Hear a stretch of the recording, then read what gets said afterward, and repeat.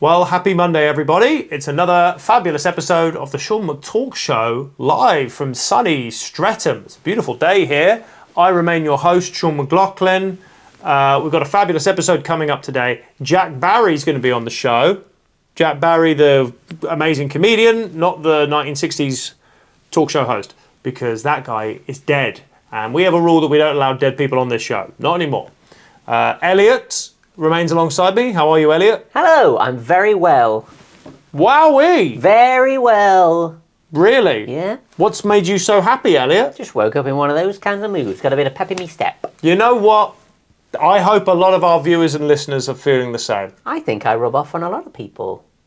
Now, Eliot, we were hanging out last week, and you were asking me about magic mushrooms. Well, I just think they're weird. Yeah, they are weird. No one really understands what they are. But I think the idea of like a trip, of like exploring who you are inside and outside. I mean, both of us basically agree we're very scared of magic mushrooms. Yes, and what's on the inside. Well, anyway, you were asking about them, and it kind of got me thinking. And especially if you're in a mood for trying new things, I actually have acquired some magic mushrooms. But I basically think it'd be great. It'd be really help you if just take a tiny amount of mushroom, just to help set us up, well with the episode. Jack's going to make sure that nothing happens to you, okay?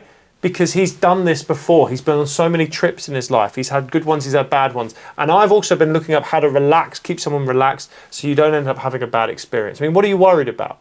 I don't think I'd be very good at it. I think I'd feel poorly. Nothing to be anxious about. By my past. Now, the mushrooms, I believe, normally come in like a chocolate form, or you drink them in a tea, or you just have the actual mushrooms there. He's selling them. They're in these figs, so I don't know.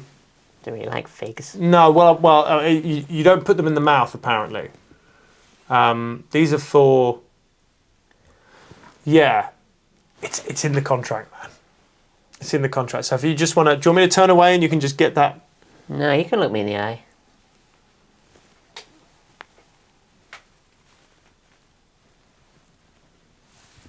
How are you feeling?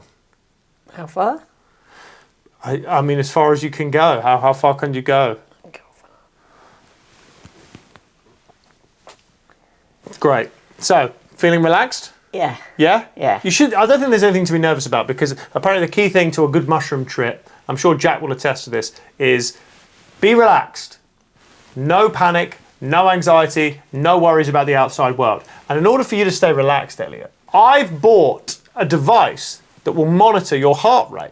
And if your heart rate goes up over a certain amount, it clicks on my phone. I get like a buzz on my phone, and then I'll know, I have to worry about Eliot. I can't worry about anything else, I just have to worry about Eliot. So if you want to attach this, that's just a little heartbeat, but no. I got it from North Korea. It goes up the urethra. Is that? I don't know how your opening is, but it's actually only a small percentage larger than the average male urethra, so there shouldn't be an issue. But this will keep you safe. It means that if your heart rate goes up, I'll know about it. So just want to reiterate again how grateful I am to anyone who's written a nice review, who's subscribed, a nice comment. I mean, we really appreciate it. How far? I'll check my phone. Let me just check if it's connected. Oh shit, that's a good offer. Sorry. Are you Eliot 01? Yeah. I hate that other one. Yeah. It's not connected. Okay, go further up. There it is. Done. Yeah. Done. Great. Can I just have your phone? I'll tell you what, because the phone is the most anxiety-inducing device we have in modern society. So if I could have your phone... Where's your phone?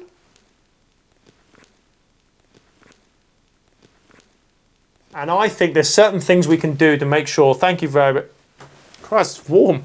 We are going to have a fabulous episode with Jack Barry after this.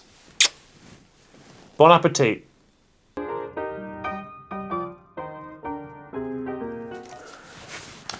Okay, our guest this week is a fantastic comedian and actor. He has appeared in almost every British sitcom over the last 10 years and will appear in every housewife's dream for the following 1,000.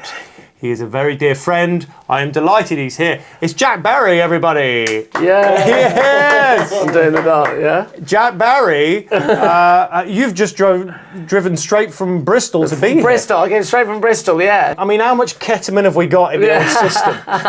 Minimal amounts of ketamine, I'd say. I was there with my family. Wasn't that sort of trip? Well, yeah. Although I was quite stoned when I woke up this morning, still. Yeah. Respect. Yeah. Because when Eliot's actually just taken magic mushrooms for the first time. Really? No, I think I've set him up pretty well. But you've talked a lot about your drug use. I enjoy talking about my drug. Yeah. And I was just wondering, I thought, Eliot's worried. I want to make sure he feels safe. Oh, he'll feel safe, yeah. When do you think is the best time to start force feeding him? More shrooms or just anything? I've got a big old thing of Lunchables there. Is that a good idea? I'd say sooner rather than later. Okay. Yeah. Well, we'll keep an eye on it, eh, Eliot? Yeah. How are you feeling? Are you feeling all right? I'm feeling fine for now, but Yeah. I just don't know what to look out for. I mean, have you had some bad trips? When I first started taking magic mushrooms, me and my friends were all really scared about anything intense. We'd all read if you've got any kind of trauma or anything bad in you, then you mustn't think about it. So whenever we would do shrooms, we would be like, stay in the room. Don't think dark thoughts. Don't think anything dark. But then actually, the first time I ever had a dark trip where I was thinking dark thoughts, it was like therapy. I really feel like it changed my life for the better. Oh, wow. Shrooms. Yeah. I do think the dark thoughts. So do you want to go dark? Because I've set him up to be relaxed. I've got a heart monitor in his urethra, so if it goes up, that's good. It's gonna. I find out. Why would that go up? If he gets aroused or if he still needs a wee? I mean, he can't be getting aroused. Okay. It's part of his contract. Are you worried that if he has some kind of psychiatric breakthrough, then he might not want to be on your show anymore? The key thing is, many years ago, me and you Many years ago, yeah. And since then, our lives have gone in different ways. But I would say this. I turned to crime. You started getting high on your own supply before you became a dealer. Yeah. So that's how you did it. We're like in The Departed. I don't know what you're talking about. But now you have been one of the most.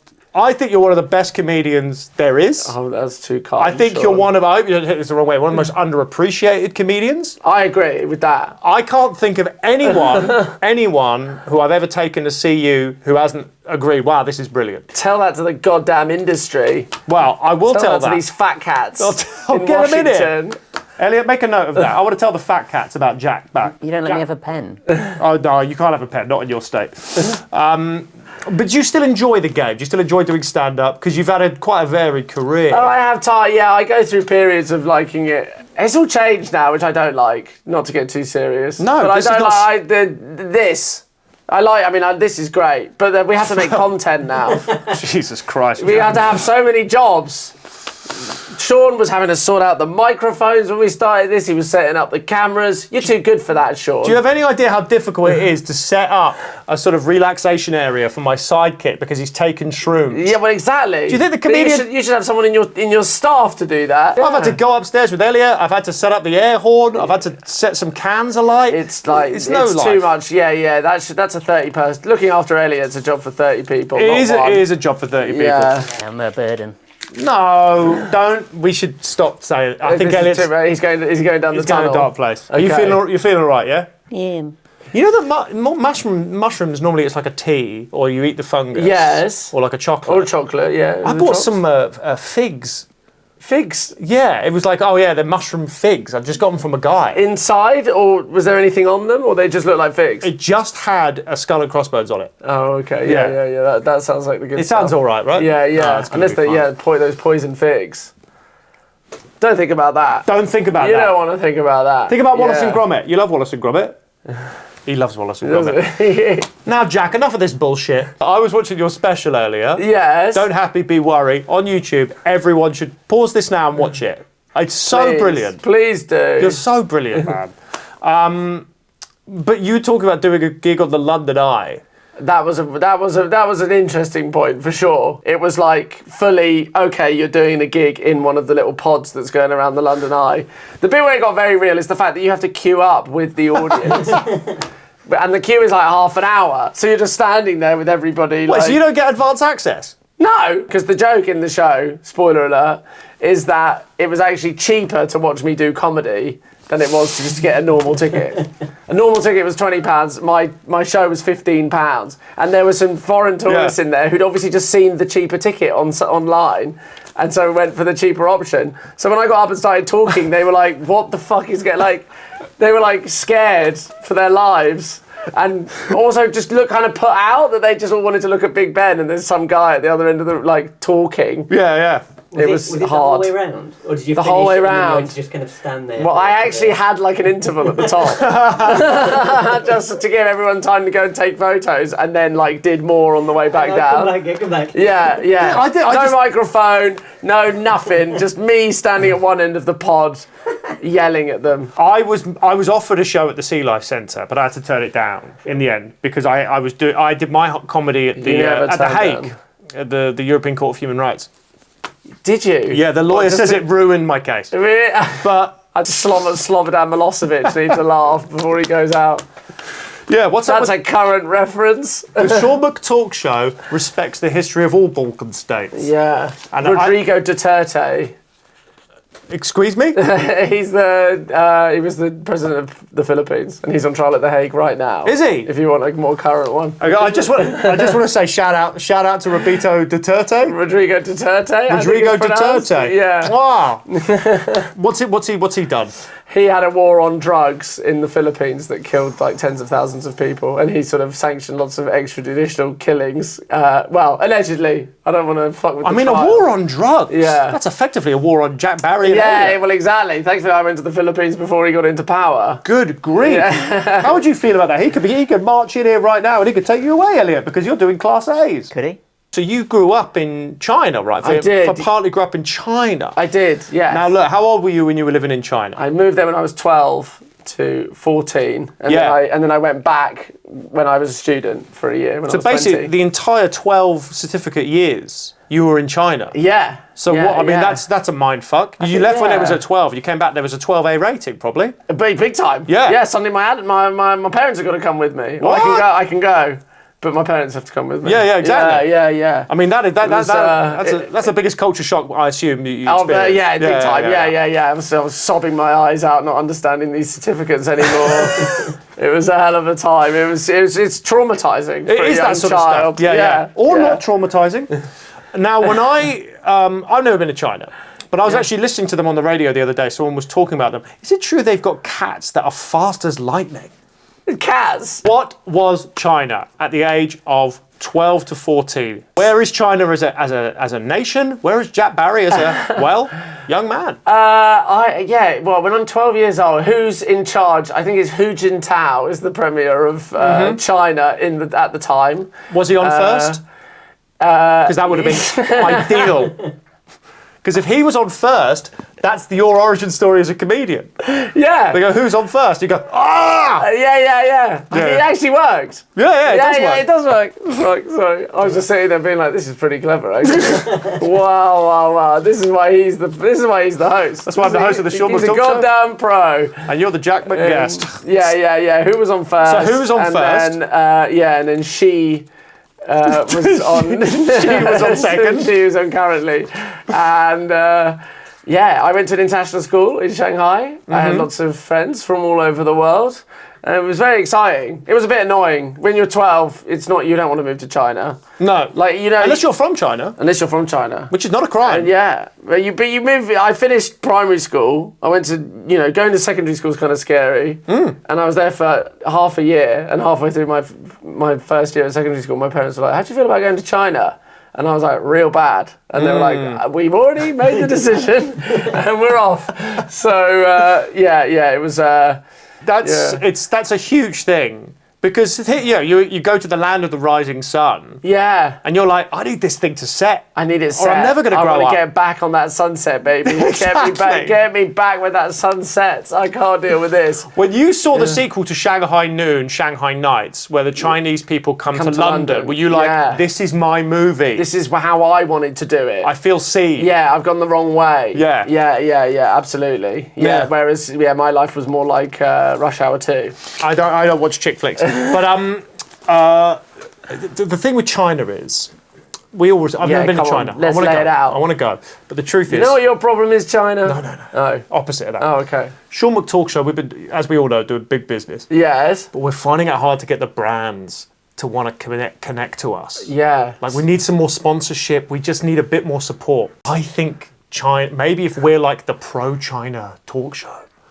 That could work. Because there's a Riyadh Comedy Festival. There's a Riyadh Comedy Festival. Festival. There's a lot of washing going on. Why can't there be a Shanghai McTalk show? Yeah. We love the Chinese Communist Party. I've been subtly trying to sow some seeds of like, make the Chinese like us, okay? Yeah. I've always...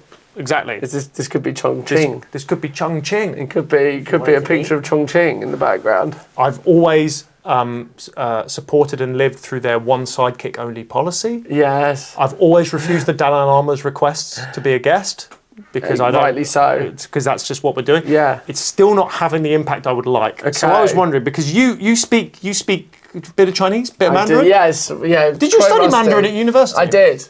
Would you be able to read? Can you read just from? Shall I say it, or can you read it?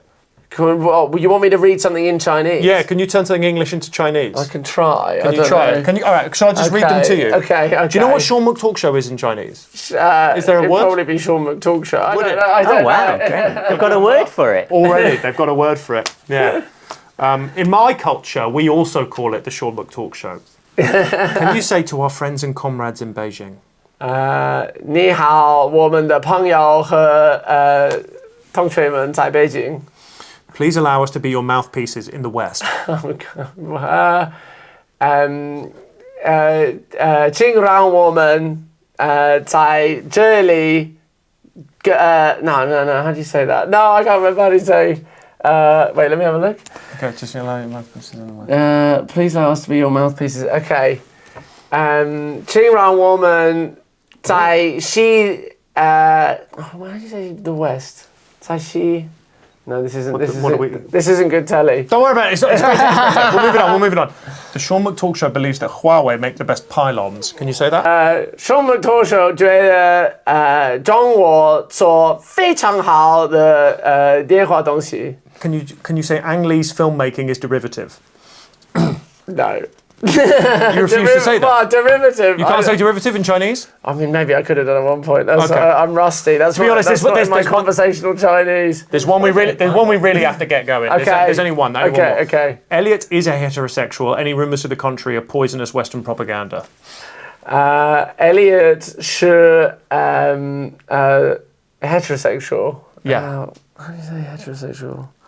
I mean, you can't say you learn Chinese if you don't know the word for heterosexual. Yeah, it's Any other words we can use instead of heterosexual? I can remember how you say homosexual, but I can't remember how you say heterosexual. Okay, say No, Eliot come is... Can you say Eliot is homosexual and then go, not? Okay, wait, what was the false sentence? Any rumours to the contrary are poisonous Western propaganda. Eliot 是 Just say Eliot is homosexual. Eliot 是同性人 Not. Yeah. Yeah, great. Okay. I think I'm in there. we're going. We're Yeah. going large. How you feeling? How's the... You seeing anything or you don't know? I'm alright. Yeah? What are you pointing at? So when you were in China, is this when you started performing? Is this where you got the knack for performing? No, I always wanted to perform, but I actually didn't until I came back from China. No. Yeah, and then. Oh, so no, that's a lie. Yes, you know it. You know more than I do. Do I? Huh? Yeah, maybe. Yes, I was in a film in China. You were? Yes, I A was. Chinese film? I was in a Chinese film. No, I've heard of everything. Yeah, Sorry, I yeah. was just checking on the cameras. part of the yeah. show is I have to check the cameras are working. Check the cameras, check the microphones. You're in a Chinese film. Yes. Oh my god. I went to like an after-school drama club when I was at school in China, and then a director from a local film came to look at the drama club because he wanted to cast some Western kids, and I got cast as like one of the main characters in this film. Are you serious? Yeah. It was called A Tiny Global Village, and it was so funny. It was like that was the working title for this, you know. Yeah. Tiny Global Village, and then but it was all about a kid who's Chinese, but he grew up in the States, but he's like been naughty and he's been wayward in the States, so his parents have sent him back to China to live with his grandparents. Yeah. But then inexplicably they send him to an international school. They want him like to sort of straighten up, so they send him to China. But don't send him to a Chinese school, they send him to an international school. But yeah, and then he goes to this international school and he makes friends with a wacky American guy from Chicago who's his best friend, and that was me. You were the wacky American guy? Yeah, but I refused to do an accent. So I had an English accent, which actually was like the least of the director's problems, because all of the accents were all over the place. My love interest in the film was from Australia. Wait, you have a love interest? Yeah. How old were you? There's like a girl, I was like 13, and there's like a girl that I fancy. She's like the new girl who's from Australia, but the actor playing her was Polish. Okay. So there's a scene at the beginning where she's like, "Hello everybody, I'm from Sydney, Australia." and then and her brother has an English accent, and it was quite fun. I was American, I was from Chicago, I had an English accent, and both of my parents had Australian accents. And you were a 13-year-old. And yeah, did you have a kissing scene? How romantic was this? No, I was pushing hard for the kiss. And the script was kind of iconic. There was one that when I introduced myself to her, I say, "I got you a gift," and she's like, "Why?" And I go, "'Cause you're new, and I'm the most handsome boy in grade 8."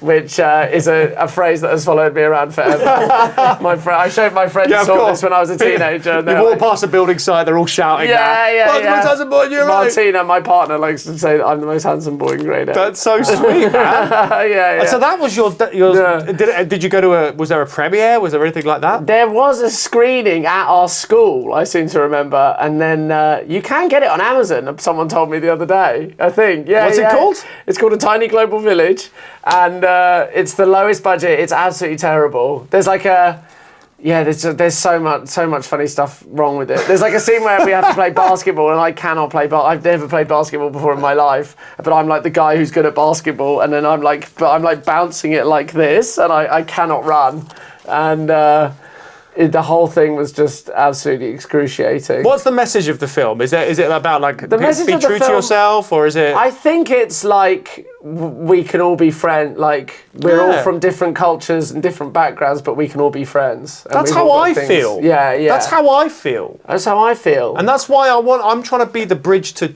I'm trying to turn this show into a global little village. That tiny global village. Yeah, we've had two nationalities on this in that chair. 2. Really? Yeah. English and.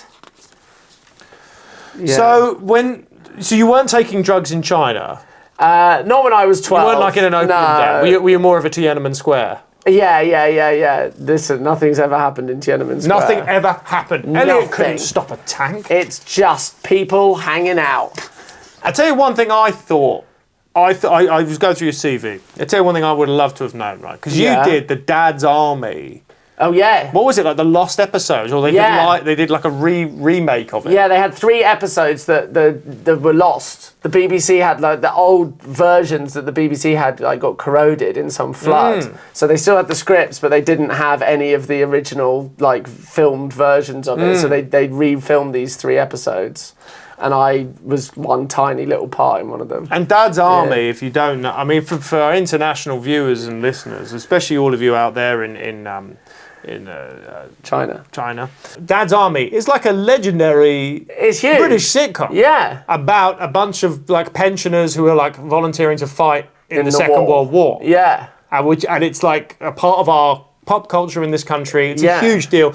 I actually once tried to pitch a sequel to it, genuinely didn't go anywhere. It was a bunch of genetically modified lizards fighting in the 14th World War. Oh, great. Yeah. And they didn't like it? No. It was called like Black Mannering. And it's just as relatable. And he kept shouting, "You stupid egg!" And it just, no one found it funny. No one got on board with Very it. stupid. Now, I was wondering about Dad's Army, because these were like the last episodes. Yeah. These were the final episodes. And I've not watched it when you're in it, but do they finally reveal who Mr. Hitler thought he was kidding? Yes. Because I always thought that was the big thing in the whole show. Every episode they're like, don't forget what we're trying to find out. Yeah, it's like how I Met Your Mother. One day you're going to find out, that's who Mr. And then Hitler... play it again over the credits and be like, we didn't find out this time, but next time. Yeah. Nothing worse than a sitcom that doesn't pay off on the premise. Yeah, you know? I know. Were you Really the person annoying. that Mr. Hitler was kidding? He was trying to kid me, yeah, and he succeeded. I was the only one he did manage to kid. Talk about burying the lead on this episode. Turns out Mr. Hitler's been trying to kid whatever your character was called. Policeman. Policeman. I knew it was policeman. It was nerve-wracking, actually, because we have filmed live in front of a live studio audience, which I'd never done before on TV. And they... and so we had to do like a week's rehearsal for it was a play. And then we went and filmed it one night at Pinewood. But they're all dead. Like, it's old. The audience are all dead. The audience are all dead, but the original cast are all dead, apart from the guy who originally played the policeman. So I was like the most minor part there, but I also had the most pressure because I was the only one doing it in front of the original guy. I mean, how old was he now? How old is he? He must have been in his 90s. He was ancient. Well, he's just sitting there going He was like... nice. But yeah, and he basically came up and he was like, yeah, I sort of did a bit more of the... He was sort of critiquing me afterwards. I was like, fuck off, mate. What did you go on to do afterwards? Like, oh yeah, your illustrious career. And anyway, his name's Michael Caine. Apparently he carried on acting. Wait, his name afterwards. was... Yeah, but yeah. I've never heard of him. I never heard of him. I'll tell you right He now, ever did anything else. no one here at the Sean McTalk Show has heard of Michael Caine. Oh my God. I've got to say, the funniest thing about that job was it was quite an old school director who I hadn't worked with before, and he was a nice guy, but like my character was like a policeman who's like coming in and... What in? He's like, I can't come in, and I'm like, they're like, he's coming, and but it's relevant because I was supposed to sort of enter with this big air of bravado, like a policeman, and he kept on. He kept trying to on stimulate Eliot, you know, he's on... Yeah. Sorry, your urethra cam, and anyway, he was like, you walk in like you got the biggest dick in the room. That was his note that he gave me. He was like, act like you got the biggest dick in the room. And then we'd do like a take and he'd come up and he'd be like, bigger. Bigger. And that was the only note he gave me the whole time. And I was like, do you want me to like walk slower or like talk louder? Like specifically, bigger dick. Oh man, they should do that for all those sitcoms that they'd ever wrapped them up. That's what I think. Yeah. Who do you think you're kidding, Mr. Hitler? We're finding it out. Yeah. Why do only fools and horses work? I don't know why. I don't know. Tell me. Tell me. Don't keep teasing it for 20 years. Yeah. Man, I'm hungry. We're going for dinner after this. Are you? Yeah, we're What do going you to have a staff night out. We're not sure what. I tend to not get very hungry when I'm high on shrooms. Really? Yeah, I find it's. I want to eat a few hours later. Are you feeling anything? Are you feeling... I don't feel anything really. No. Okay. Well, you're Dead looking inside. great. You've been great. He's been great on this episode. The alarm hasn't gone off yet, and the urethra alarm. The old urethra alarm. My phone might have been on mute though. Oh, okay. Well, Yeah. well, thank you for having me. Man, thank you for having me. And thank you for having me. And you're welcome. Oh, and thank you for being. Okay. I thought you meant to take. Oh yeah. No. I'm having you. Yeah, no one's having anyone. This is not that sort of show. Okay. So, you've done stand-up. We're coming to the end of the interview, Jack. Okay. And I just want What to. are you doing it? Wait, what? Now, what do we want to promote before we carry on? I want to plug. I want to plug your special because You I think plugged it's my brilliant. special. That was super nice. Yeah. Follow me on social media at I am Jack Barry. Jack, I love that you've come on this show. I love This has been a being lovely here. chat. We haven't had an episode like this for a while where it's just been a nice chat, and I've just enjoyed it. And I What's think it usually? A fight. it's just it's horrible. It's disgusting. The court cases. Go see Jack Barry if he's ever in your town, if he's ever in your house. Also see him, say hello. He's a nice guy, and he's probably Please in your house do. because he's been invited. Yeah. That's what I would say. I'm like a vampire. A little bit. I can't get in otherwise. Eliot, you all right? I'm made of worms, and the Tartes is coming. See you next week.